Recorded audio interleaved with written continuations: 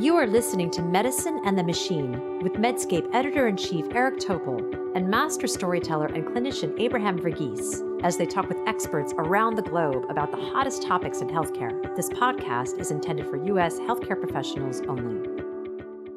Hello, this is Eric Topol for Medicine and the Machine podcast, and I'm really thrilled today to welcome Stephen Thrasher, who is the Daniel Renberg Chair of Social Justice at Northwestern Journalism. And he has a new book called The Viral Underclass that we're going to talk about. So welcome, Stephen. Thanks so much for having me, Eric. It's nice to see you outside of Twitter. Yeah, same here. You have a remarkable background. So before we get to the book, I thought we'd just talk a little bit about your beginnings. I know you grew up in part here in California. And maybe you could just take us through that and NYU to the SNL when you were actually working at. I wonder what it's like to work for Saturday Night Live. So maybe tell us about the pre, earlier part of your career and upbringing. Yeah, I did grow up in Oxnard, California, Southern California. Moved to New York City when I was 17 to go to film school at my first round with NYU. And I did work at SNL as a senior and my first year out. It wasn't as glamorous as it might sound. I was a writer's research assistant on the weekend update desk my first year, and then a staff writer's assistant. I worked in film production for years. Most formative for me was working on a film called The Laramie Project about Matthew Shepard, itself based upon an oral history attempt and approach to making theater about the murder of Matthew Shepard by the Tectonic Theater Company. Eventually ended up as a staff writer for The Village Voice, where I worked for a few years and did feature writing and was really covering the same-sex marriage movement through the country, and started writing about actually HIV and AIDS a little bit in those years. I ended up at Northwestern, where I have this great job both in the journalism school and this job that focuses on social justice journalism and LGBTQ people. And I also have an appointment in the med school, where I work in an institute for LGBTQ health and work with our Center for AIDS Research. And so I try to continue doing my journalism and also do peer-reviewed research and try to sometimes blend the techniques of the two together. And I'm really privileged to get to teach journalism students about health and medicine and LGBTQ people, and sometimes to teach medical students about how to communicate. Well, it's quite a rich background, and it gets us to when you were thinking about writing The Viral Underclass and trying to get into the intersection of how viruses like HIV and COVID would have really a devastating effect on whether it's people of color or disabled or the impoverished or whoever. When did you come to this eureka idea that you really should devote a lot of effort? I know you've been an investigative journalist, but when did it occur to you that this really needed to be dissected? Shortly before I began my PhD, I ended up doing what I thought would be my last journalism story, but I'm still working on it 8 years later. The story of a young man named Michael Johnson who'd been arrested for alleged HIV exposure and transmission, and he was facing life in prison. And it was a case that brought up almost every disaster of health in the carceral state in Black America, and also brought up many issues around sexuality. And through that case, I started understanding the ways that criminal justice was a really poor way to deal with public health, but also saw the ways that anxieties about race and sexuality and disease can get heaped on very few people. Michael's story was being reported in Australia as if he was somehow a global menace to HIV when 35, 40 million people around the world are living with HIV. And it became apparent to me pretty quickly that it might be something I'd work on for a long time. The month I started graduate school, I started writing for The Guardian, and I was not supposed to travel or anything for that job. I was going to write about, just sort of comment on politics. But when Michael Brown was killed in Ferguson, an editor heard that I'd already spent time working on the Michael Johnson story, also in the St. Louis region, and they sent me there. And Ferguson had this higher rate of AIDS. And so I started seeing that there was this real overlap between the ways that particularly Black Americans were facing policing concentrations of poverty, police violence, arrest, and also HIV and AIDS, that these maps were very overlapping. And that was kind of my first aha moment. And so I wrote my dissertation about this relationship. It was called Infectious Blackness, and I wrote about the relationship of prosecuting HIV, how and why HIV and AIDS have become so lodged in Black America within the United States. I looked at how before and after the advent of antiretroviral medications, we actually saw a greater disparity of who was living with AIDS after the medication. The medication did not iron out these disparities. And that was the basis of my doctoral work. And when I finished it, I was trying to figure out what would become of it, if I was going to make a book out of it. I started in this job at Northwestern, and I found out that I could actually write a trade book. And so I was trying to figure out what form it would take when COVID happened. Mm-hmm. And I didn't know if I would still have a job. I didn't know if there, would be a book to sell. I didn't know, who was going to live or die from this pandemic. And my agent very wisely looked back at my dissertation and realized the last chapter was called The Viral Underclass. And I had ended my dissertation in sort of an open and hopeful way, looking at activists who were trying to repeal the laws that criminalized HIV. And there was a debate amongst them of seeing how a viral underclass, a term that had been coined by someone who'd started the group many years before, to talk about HIV criminalization in general. But this group of activists were saying, if the laws were just reformed and not abolished, if we started having HIV laws where they said, okay, everyone's getting prosecuted for it, but people who have an undetectable viral load should not, they were saying this would create a viral underclass, pointing out the ways that people who still had detectable viral loads were going to become even more criminalized. And the reason why people have detectable viral loads is often because they're poor, they don't have consistent access to medication, often because they're homeless. And so Tanya, my agent, said, think about using that as an analytic. And so that was also kind of the big aha moment that I had when I started doing that, because I realized as COVID cases were happening and as COVID deaths were happening in March and April of 2020, they were geographically happening in places and cities that I was quite familiar with, because they were the areas where there were high concentrations of HIV and AIDS. And in a way, this didn't fully make sense, because the novel coronavirus and HIV are very, very different viruses in many respects, and how they transmit and the timescales they work on, but the concentrations of them were happening in similar places. And so that was kind of the aha moment where I realized a framework of a viral underclass can help me understand and help us understand why very different viruses are affecting similar populations, even if the particularities of those viruses are quite different. Yeah, and it was actually extraordinary how there's independent replication of a second virus with these same remarkable themes. And I guess maybe you'd like to comment, but the United States seems to be especially vulnerable, poised to have these inequities because of its system of lacking any universal healthcare access, unlike any other industrialized nation. Maybe you could comment about that part of it. Yeah, so in the U.S. was those of us who study these things were terrified in February and March and April of 2020, because it's like we were living in a house of kindling and we saw the match coming. My point of entry of concern was really rooted in thinking about AIDS, poverty, and race. And the history of that in the United States is that medications became available in 1996, but they didn't get to some other countries for another 7 years. And yet, even within the US, we had this horrible racial disparity.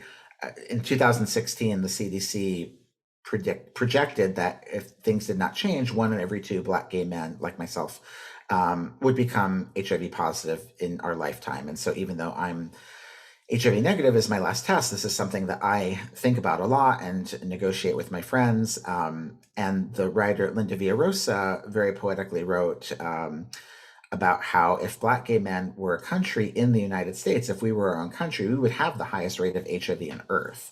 And so I realized one of the reasons why that is is because of poverty and also lack of health insurance. HIV is so slow acting. From the time people become infected, it can take 5, 7, 10 years for them to become seriously ill. It could take maybe as many as 15 years for them to die if they're not treated. And yet there are still people in the Mississippi River Delta showing up in ERs with end-stage AIDS symptoms and only living for a couple of weeks before they die. And there's no reason for that to happen, except that these are people who've just never seen a doctor and they've been discarded by the society in all kinds of ways already. And so knowing the context of that and how this virus, we've had medication for 26, I guess 24 years when COVID started, about 26 years now, and knowing how prevalent it still is in certain sectors of the United States made me really terrified about what would happen with COVID, particularly given that it's a much more efficient virus that transmits much more easily, and that it would be coming into a healthcare system that would be totally overwhelmed with dealing with it in any way. Yeah, well, there's no question about that. And it's still going, even though we've heard about the pandemic being over, which couldn't be really further from the truth in terms of where things are headed. Now, I wonder if you could go back for a moment. I know the whole work you did with Michael Tiger Mendigo Johnson was very impactful. And you start out the book with that, and it's a theme across the book of Viral Underclass. But was your writing about his situation, the fact that he had a 30-year jail time and was reduced to 5? Did you help him get out early? I did, or I think that the reporting that we did at BuzzFeed did. He had mostly been portrayed just as a monster and had very negative press coverage, and almost everyone in his life had abandoned him. He wasn't able to get much help. The first 2 years I worked on the case, the national organizations would not touch the case. The NAACP, the Human Rights Campaign, the National Gay and Lesbian Task Force, not even the ACLU, not even the AIDS organizations were having anything to do with him. It was a dynamic that historically and shamefully reminded me of when the NAACP would not take cases where charges of rape had come into the equation. And those cases were often when people ended up being lynched or executed. The Scottsboro boys did not get representation from them and ended up being executed eventually. And so I was able to tell his story much more fully, and a lot of activists came up around him and started helping him. And armed with some of the things that I had reported in my work, they were able to raise money, got another attorney to help them do an appeal, and mounted a successful appeal, and the sentence was overturned. And one of the things that I wish that they had ruled on, which they just put to the side, was the unconstitutionality of the laws themselves, that they are needlessly and cruelly impacting people who have something that's considered a disability under the ADA in a way. And yeah, it's leaving people in prison for life. But yeah, I feel very happy and proud that I could play a role as a reporter to raise information that was helpful in him getting out of prison.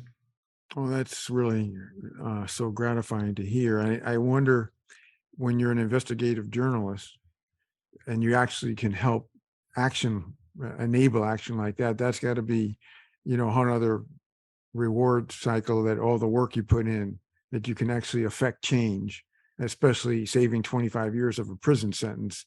And a man that was recklessly put in prison and given such a ridiculous extreme sentence. Thank you. The day he got out of prison was one of the greatest days of my life, and I felt very happy that he wanted me to be there. And as a reporter, you often don't get to see the end of your stories. And I'm happy. I mean, his story goes on, and he's doing well and living his life.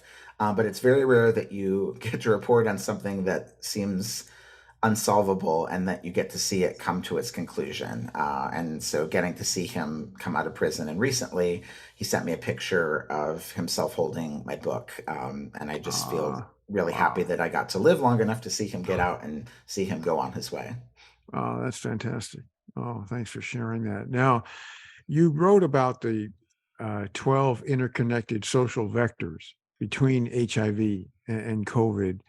And I wonder if you could just speak a bit about that, because these are all such vital forces in our lives, and you might not be able to go run through all 12 of them, straight away. But if you could just comment on the ones that really, I'm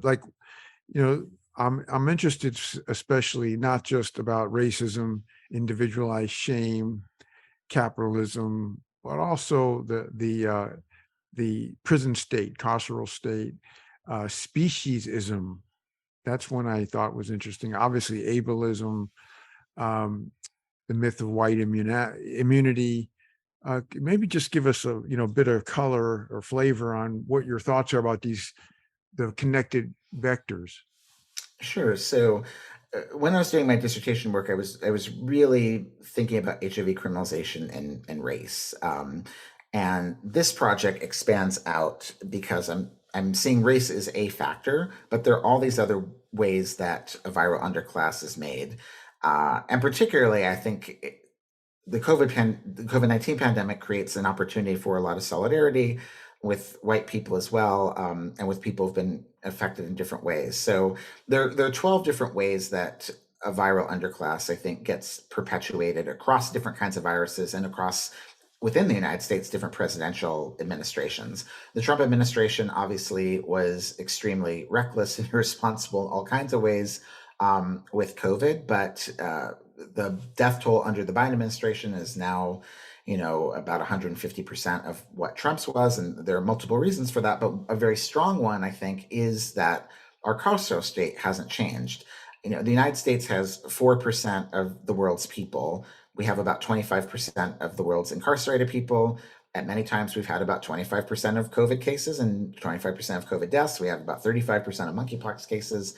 And the prison itself is such an important vector in spreading disease. It brings people together who are already predetermined to have all kinds of health outcomes and economic instability, and has them all in one place.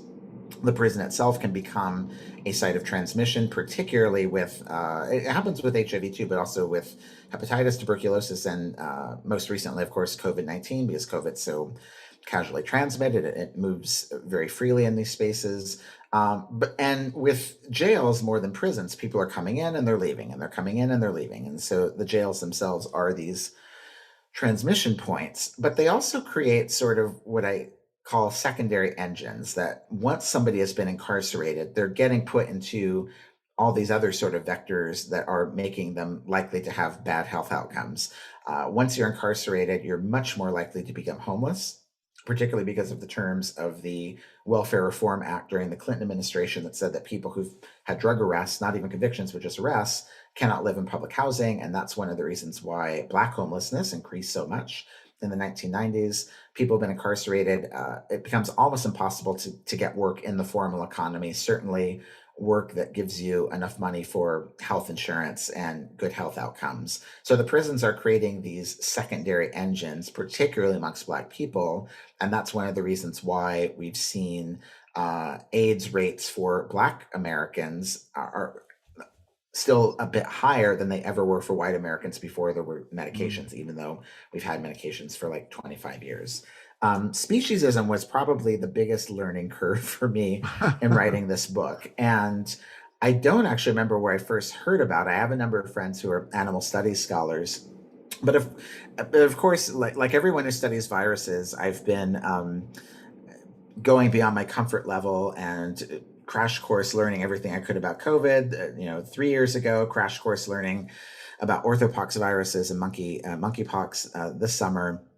And the role of animals, non-human animals, is really important to understand kind of where they came from, but also the relationship that creates their ongoing transmission. And so HIV is largely believed to probably have jumped into humans from simian immunodeficiency virus when colonialists were pushing African porters into what's now Congo in the 1920s. And it was probably in extracting those resources and killing bushmeat that probably people butchering the animals had the virus coming through the cuts in their body. Very, very common form of transmission, still happens now in slaughterhouses and on factory kill floors when people cut themselves doing butcher acting as butchers, it's a big way that viruses jump into human beings. And so I wanted to understand this relationship more. And speciesism is a way that human beings imagine ourselves at the top of a pyramid. We see ourselves as the best animals, if we even think of ourselves as animals, dominating all others. And there's a real case, which one of the people I talked to in the book, Alice Wong, says, for thinking that viruses are the superior organism. They're certainly much more efficient than humans. And I think we should have a respect of them and a respect of other animals. And as climate change pushes more living beings onto a smaller chunk of the globe, we're going to have potentially many more zoonotic jumps. Monkeypox as well didn't come from monkeys, but comes from other animals. And understanding these relationships and maybe not seeing human beings as just having to dominate all other animals and have no sense of respect or boundaries, or needing to give space for certain creatures that we don't go into their territory, creates many conditions that can lead to viral transmission. And for me, I thought just thinking about the interdependence that happens with disabled patients and the way the disabled people think of having a sense of independence, not independence, but understanding we have connections to one another and we're negotiating with one another. I think seeing ourselves as interdependent with other species can help us create better conditions of which viruses are not flowing so freely and spilling into human beings in ways that can be very, very deadly for us.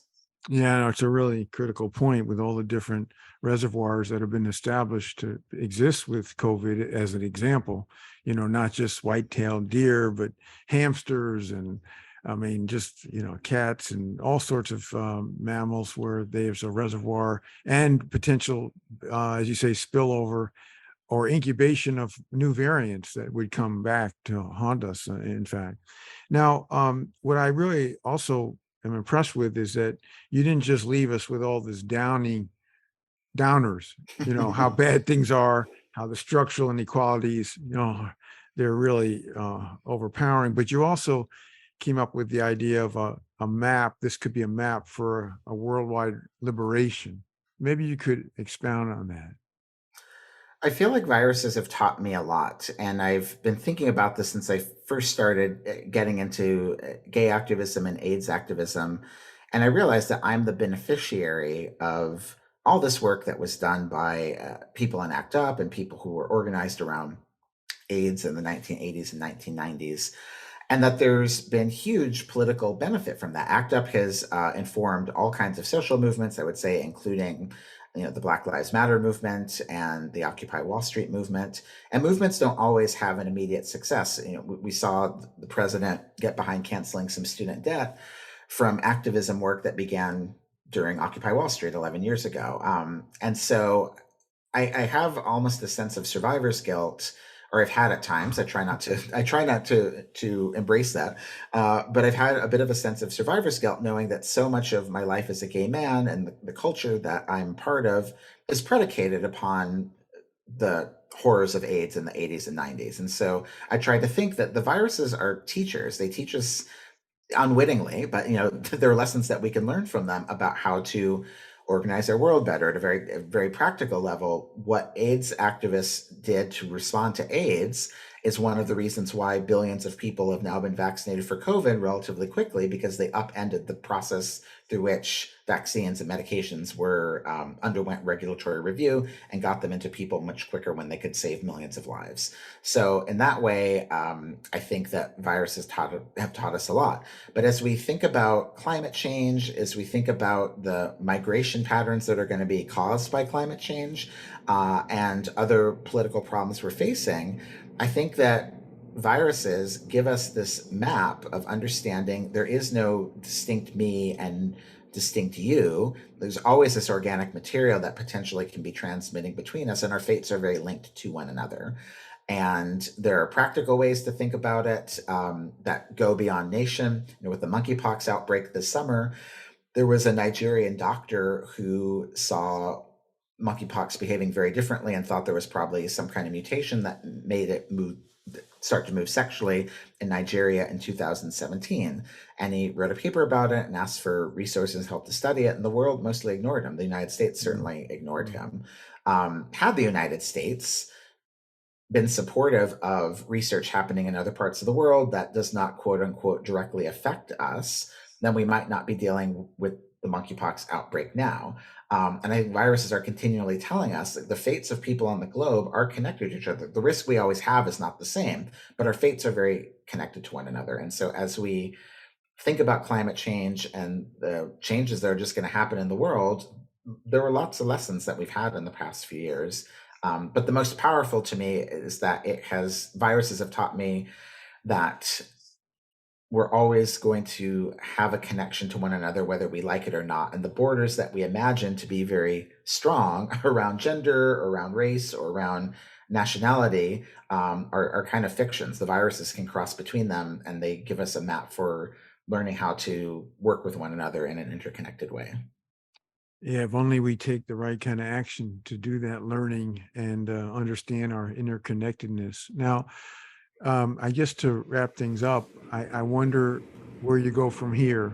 You've had this extraordinary book. It was just published in August, and you must be thinking about what's next. Besides, of course, your teaching and the lucky students that have you at Northwestern and in classes. But what would you think you'll concentrate your efforts for in the next chapter of your career? Most immediately, I am enjoying teaching and having time with students right now. Um, I have been working a lot on monkeypox this summer, and many of the lessons that I learned from COVID and from writing this book were applicable with monkeypox. And so I did get to kind of write some contextual things, but I also was in a very brass tacks way, helping organize how to get information out to the community and how to help people quickly get vaccinated and things of that nature. And I have a couple of projects that I'm thinking through next. One is about the role of Black police officers in the United States. I'd started working on this before the pandemic and realizing, and policing has a big role with how viruses transmit. But I started realizing that many of the social injustices I saw happening because of police seemed to be ameliorated when we were seeing more Black police officers in actual jobs and also depicted in fiction. In Hennepin County, where I reported on George Floyd, the county's like 82% white, but there are 3 people running for sheriff. 2 of them are Black and 1 is South Asian. So I'm working on some things around that. And then I'm going back to what was the original version of this book in a way, where I was writing about the Michael Johnson case in relation to my family and being a queer person. And I'm working on something about when we think relationships are legitimate and illegitimate. And that's kind of the next thing that I will be working on. But it's a lot of talking about the book this year and trying to make sure that COVID doesn't get forgotten, and also trying to make sure monkeypox does not get abandoned prematurely here in the States. Absolutely. Just because the cases are going down, that's certainly a long way from getting control of monkeypox. And as you've aptly pointed out, the other viruses and pathogens that we have to be facing. Young people now will think that this was every 100-year pandemic, perhaps, and they don't have to worry about one for the rest of their lives. And I think we know better that, unfortunately, because of climate change and the environment and so many other factors, we're going to be facing, whether it's the families of viruses we've already seen, the mutations on top of the viruses that have resulted in, as you said, monkeypox, or the recrudescence of polio, and so many. This has just been a wake-up call as to infectious diseases. I never knew anything about infectious diseases until I had to become a COVIDologist to see if I could help. But all the things that you just mentioned, Stephen, sound really alluring. Your ability to go deep and really explain, a master explainer.